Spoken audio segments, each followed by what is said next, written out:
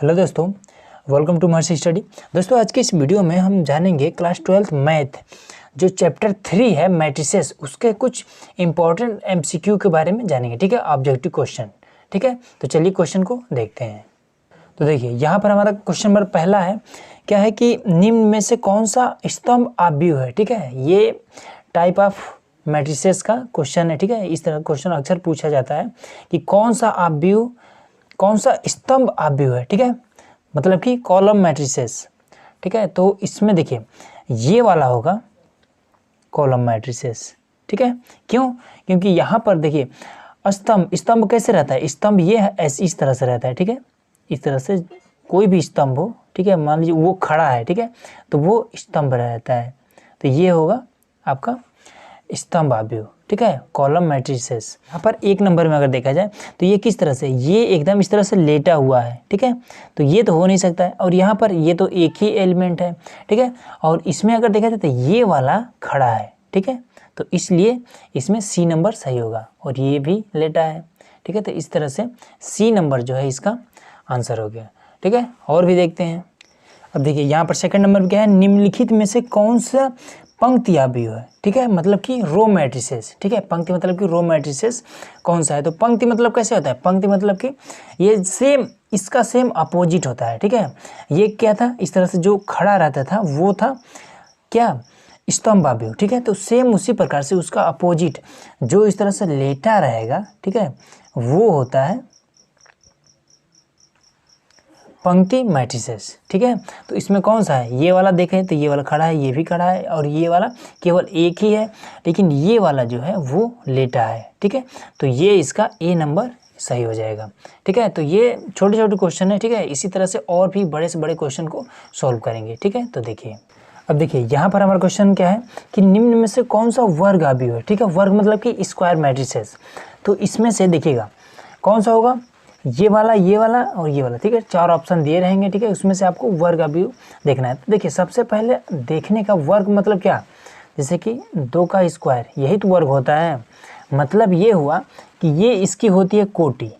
ठीक है, ये इसकी कोटि कहते हैं, और ये सब तो इसमें एलिमेंट होते हैं। ठीक है, पूरा एलिमेंट मिलके ये एक आव्यूह बनते हैं। ठीक है, तो इसमें जब वर्ग कहा जाए मतलब कि ये क्या हुआ, 2 गुणे 2, तो इस तरह से जिसकी कोटि दोनों एक जैसा रहेगा और आपस में गुणा करेगा वही क्या होगा, वर्ग आव्यूह होगा। ठीक है, तो इसका ये 3 है तो ये 2 है, ये नहीं हो सकता।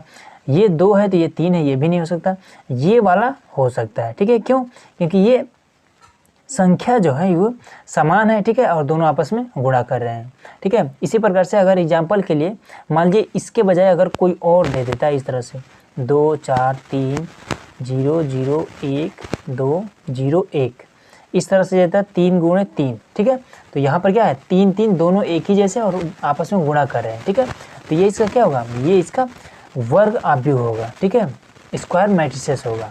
तो इस तरह से ये सी नंबर आपका सही हो जाएगा। ठीक है, और भी देखते हैं। अब देखिए फोर्थ नंबर में, ठीक है, इसमें क्या है कि विकर्ण आव्यूह होगा। ठीक है, डायगोनल मैट्रिसेस।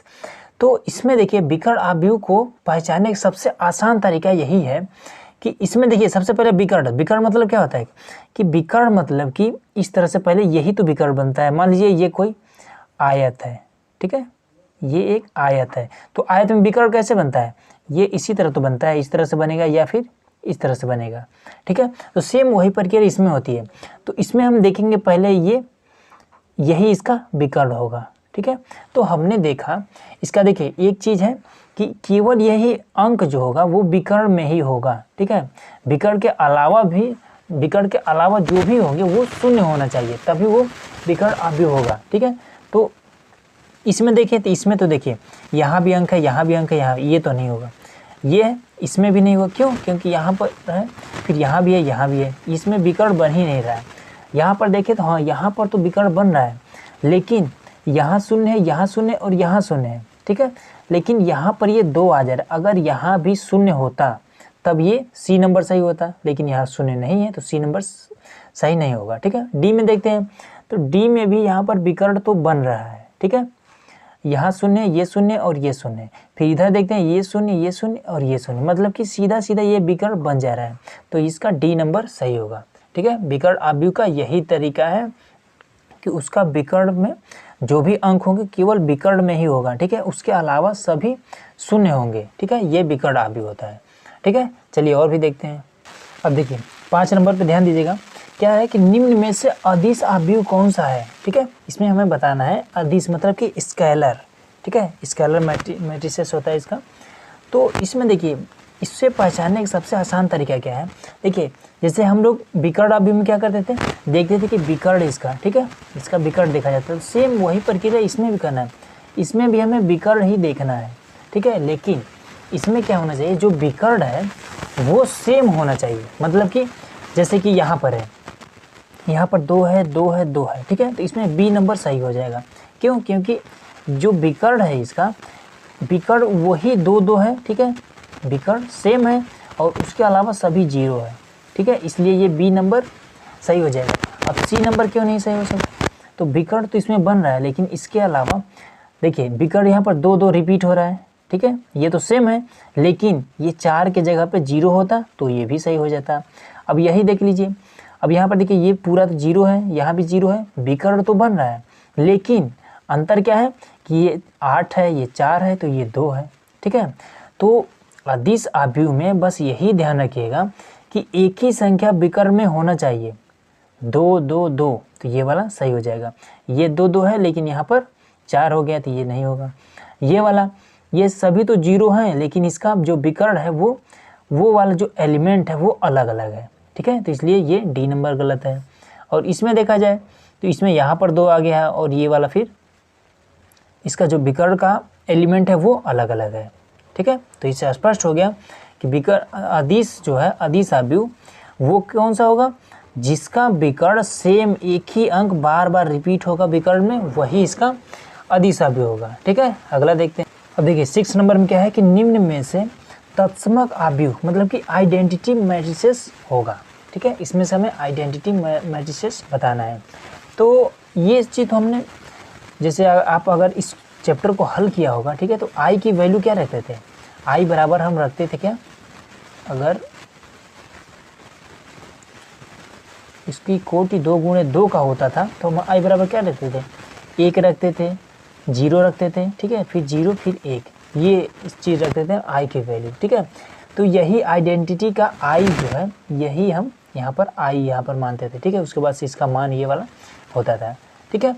तो हम क्या करेंगे कि इसमें तत्समक आव्यूह जब पूछे तो उसमें यही देखा जाता है कि इसका जो विकर्ण हो वो 1 1 होना चाहिए, ठीक है, 1 के अलावा और कुछ भी नहीं होना चाहिए, और साइड में जो भी बचता है वो 0 होना चाहिए, ठीक है। इस तरह से अगर मान लीजिए आई बराबर अगर दूसरा कोई आव्यूह पूछा जाए तो ये 1 0 0, ठीक है, 0 1 0 और 0 0 1, ये क्या है, ये भी तत्समक आव्यूह है, ठीक है, आइडेंटिटी मैट्रिसेस है।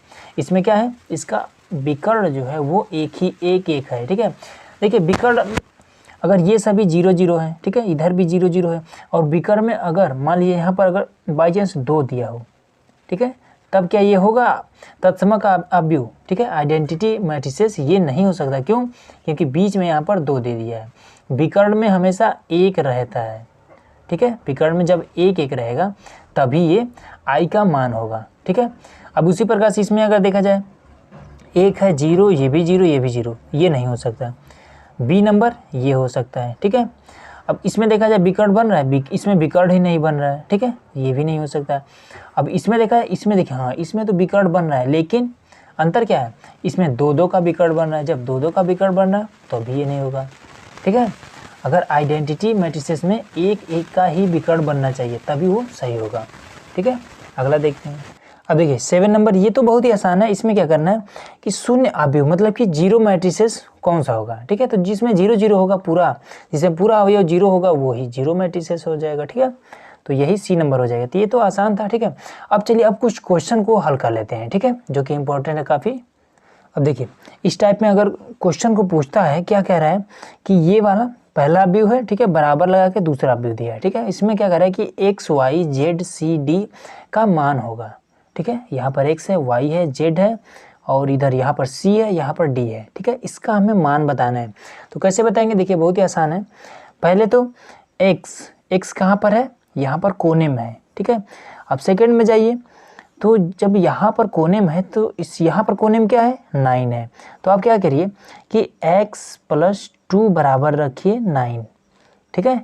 तो x बराबर क्या हो जाएगा 9, इसको इधर करिए तो माइनस में हो जाएगा, तो x बराबर में 7। ये आपका x का मान निकल गया, ठीक है। अब इसी प्रकार से जब y का पूछे तो y कहाँ पर है, यहाँ पर ऊपर बीच में है। तो अब सेकेंड वाले में जाइए, यहाँ पर क्या है 5 है। तो लिखिए आप y + में 3 बराबर में 5, 3 को उधर भेजिए तो y बराबर में 5 माइनस में 3, तो y बराबर 2। ये आपका y का मान निकल गया, ठीक है। अब इसी प्रकार से अगर आपसे कहा जाए, यहाँ पर तो 0 है और यहाँ पर d है, ठीक है। यहाँ पर कोने पे d है, यहाँ पर 0 है, तो d का मान डायरेक्ट आपका 0 हो जाएगा, इसमें कुछ भी नहीं करना है। हो गया इतना। अब चलिए, अब z, तो z यहाँ पर कोने पे है, तो इसमें कोने पे क्या है 5 है, तो z बराबर में 5 हो जाएगा। ये इसका आंसर हो गया, ठीक है। अब c का मान बताना है, तो c कहाँ, यहाँ पर बीच में है, तो इसमें बीच में क्या है 2 है, तो यहाँ पर c + 1 बराबर में 2, तो c बराबर में 2 - 1, तो c बराबर में 1। बस यही इसका आंसर हो गया। देखिए बहुत ही आसान है, ठीक है। इसी टाइप से और भी क्वेश्चन देखते हैं। अब देखिए ये वाला क्वेश्चन, ये काफ़ी इंपॉर्टेंट क्वेश्चन है, ठीक है। ये क्वेश्चन अक्सर पूछे जाते हैं। इसमें क्या है कि a बराबर ये वैल्यू दे दिए, ठीक है। और यहाँ पर ये क्या है, ये कोटि कहलाता है, ठीक है। कोटि m × n, ठीक है। एक वर्ग आव्यूह कह रहा है कि इसके, ये मान लीजिए कोई आव्यूह है, ठीक है। ये कोई आव्यूह है, उसका कोटि है m × n, एक वर्ग आव्यूह है। यदि ये किस कंडीशन में वर्ग आव्यूह होगा, ठीक है, ये चीज़ ये पूछ रहा है। तो देखिए वर्ग आव्यूह में क्या होना चाहिए, हमने अभी आपको बताया था कि इस तरह से अगर कोई आव्यूह मान लीजिए दिया है, ठीक है, तो ये 2, 3, 2 और 0, ये इस तरह से है, ठीक है। तो इसमें ये वाला क्या होगा, ये इसका स्तंभ होता है, ठीक है, और ये इसकी पंक्ति होती है, ठीक है। मतलब कि जितना अवयव स्तंभ में हो उतना ही अवयव ये पंक्ति में भी होना चाहिए। मतलब कि स्तंभ में कितना है 2, 2 है, 2 लिख दिए। पंक्ति में कितना है 2 है, तो गुणे में 2 लिख दिए। तो ये क्या हुआ, यहाँ भी 2 है, यहाँ भी 2 है, तो यही इसका क्या होगा, ये स्क्वायर आव्यूह होगा, ठीक है, स्क्वायर मैट्रिसेस होगा। तो इसी प्रकार से यहाँ भी होना चाहिए। यहाँ पर अगर यम है, ठीक है, यहाँ पर अगर यम है तो यहाँ भी n के स्थान पर भी यम होना चाहिए, ठीक है। या फिर यहाँ n है तो यहाँ भी n होना चाहिए, ठीक है, ये चीज़। तो वही कह रहा है कि m बड़ा होना चाहिए n से, तो यहाँ पर अगर n से मान लीजिए m को, इस m को n से बड़ा कर दिया जाए, ठीक है, तो क्या ये वर्ग आव्यूह होगा, नहीं होगा। क्यों नहीं होगा, क्योंकि बड़ा नहीं होना चाहिए, ये m के बराबर यहाँ भी एक और m होना चाहिए, ठीक है। तो यहाँ पर ये वाला c नंबर सही हो जाएगा। कैसे सही हो जाएगा कि m बराबर n, मतलब कि m के स्थान पर हम n को रख सकते हैं, या फिर n के स्थान पर हम m को रख सकते हैं, ठीक है। तो अगर यही वाला, इसको हमें वर्ग आव्यूह बनाना है तो कैसे लिखना पड़ेगा, इसको हमें इस तरह से लिखना पड़ेगा a i j, ठीक है, और यहाँ पर m × m, ये इसका वर्ग आव्यूह होता है, ठीक है। या फिर इसको इस तरह से भी लिख सकते हैं a i j और n × n, ठीक है। अगर इन दोनों कंडीशन में से कोई भी अगर दिया रहता है, ठीक है, तो ये वर्ग आव्यूह हो जाएगा, ठीक है। तो इसलिए m बराबर n होना चाहिए, तब ये जाकर वर्ग आव्यूह स्क्वायर मैट्रिसेस होगा, ठीक है, ये चीज़ होता है। चलिए और भी देखते हैं। अब देखिए यहाँ पर हमारा एक क्वेश्चन हमने ले लिया, ठीक है, इसमें हमने विकल्प वगैरह कुछ नहीं दिया है, ठीक है। इसमें हम क्या करेंगे, हमें ये वाला हमारा क्या है मैट्रिसेस है, ठीक है, ये इसका क्या कहलाता है, ये इसका कोटि कहलाता है। तो पहला हमारा नंबर क्या कह रहा है कि आव्यूह की कोटि क्या होगी, ठीक है, इस आव्यूह में कोटि क्या होगी, तो कोटि यही वाला है, ठीक है। तो इसकी कोटि अगर बताना होगा, इस टाइप के क्वेश्चन अक्सर पूछे जाते हैं, किसी कोटि क्या होगी, तो कोटि आप यही वाला बता देंगे, ठीक है। तो 3 × 3, यही इसकी कोटि हो जाएगी, ठीक है। अब अवयव की संख्या, तो ये तो बहुत आसान है, इसमें आप गिन लेंगे कितने अवयव हैं, तो 1 2 3 4 5 6 7 8 9, ठीक है, अवयव की संख्या इसमें 9 है।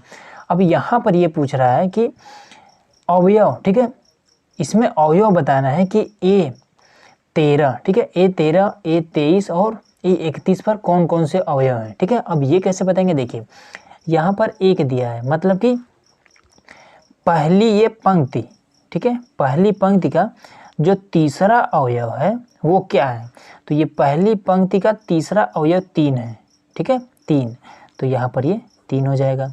अब इसमें क्या कह रहा है कि A23, ठीक है, मतलब कि दूसरी पंक्ति का तीसरा अवयव तो क्या है 4 है, 4 हो जाएगा।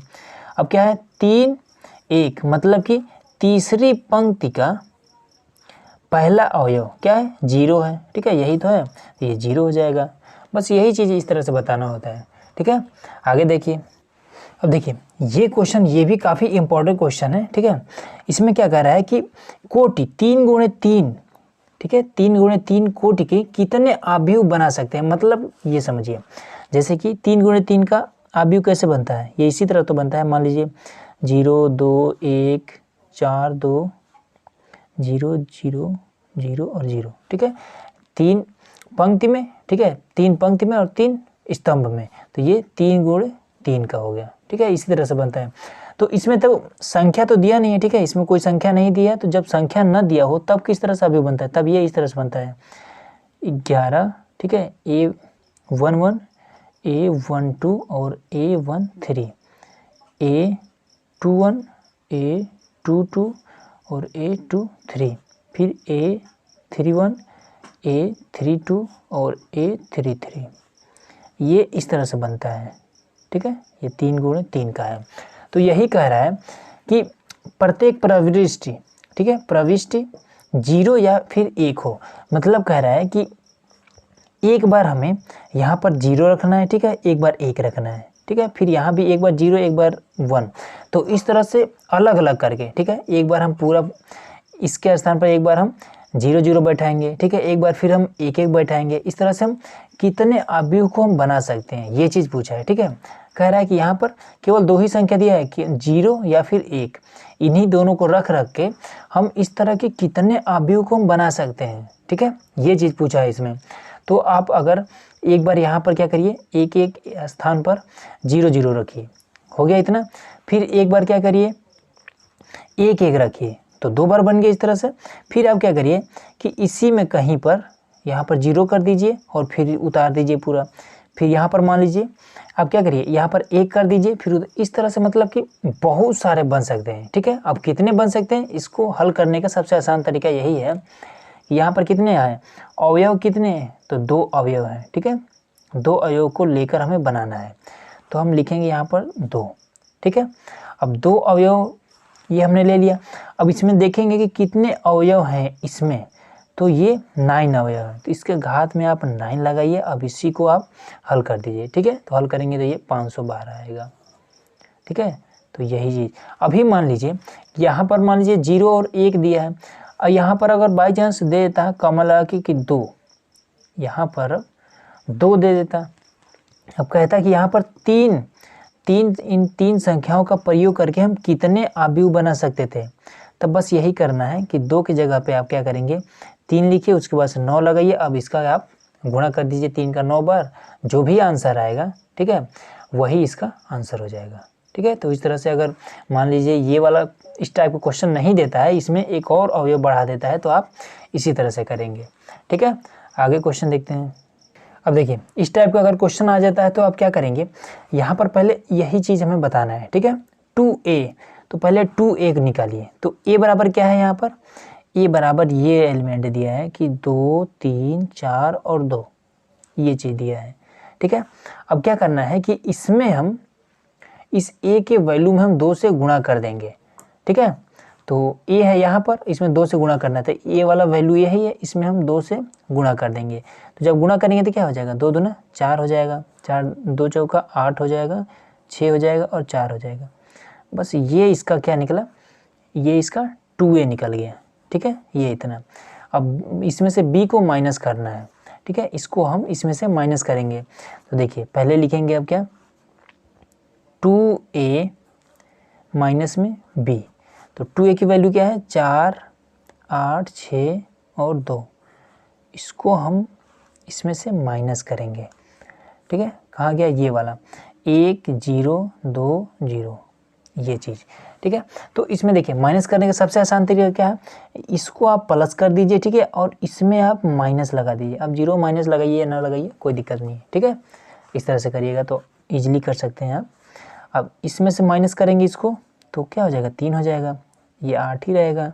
फिर इसको इसमें से माइनस करेंगे तो 4 हो जाएगा। फिर 2 में से 0 को माइनस करेंगे तो 2 रहेगा ना, सॉरी, तो ये इसका हो जाएगा, ठीक है। इस तरह से अगर क्वेश्चन आता है तो आप इजीली सॉल्व करते हैं। अगला देखिए, अब देखिए इस टाइप के क्वेश्चन अगर पूछता है, ठीक है, आपको तो मान लीजिए विकल्प मिल रहेगा, ठीक है, विकल्प रहेगा उसमें से आपको देकर हल करना पड़ेगा।